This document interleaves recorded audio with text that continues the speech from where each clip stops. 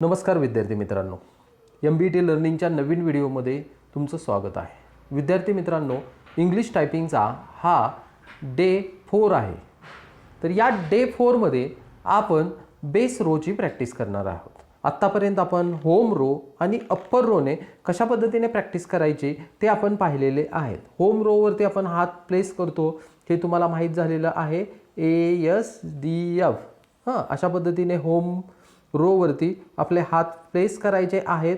त्याच्यानंतर आता base row मध्ये या करंगळीचा वापर करायचा नाहीये। करंगळी आहे, या करंगळीचा वापर करायचा नाहीये। आपण काय करायचं, डायरेक्ट आता त्याच्या शेजारचं जे बोट आहे त्याने आपण काय प्रेस करायचं, झेड, हे बघा झेड एक्स सी व्ही, या बोटाने सी आणि व्ही ही दोन्ही बोटं आहेत, सी आणि व्ही एकाच बोटाने ही दोन बटन प्रेस करायचे आहेत। ओके, अशा पद्धतीने ASDF वरती हात प्लेस करायचा, Z X C V press.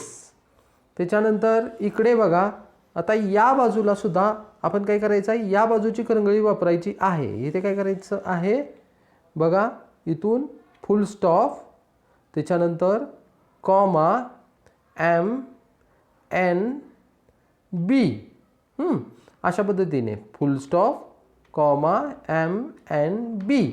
आता काय करायचं, फक्त की प्रत्येक जो हात आहे हात होम रो वरतीच ठेवायचा आहे, फुल स्टॉप कॉमा MNB।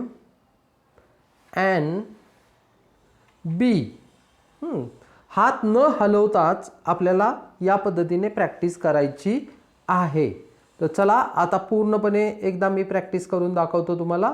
काय करायचं आहे, झेड एक्स सी व्ही पेस, त्याच्यानंतर फुल स्टॉप कॉमा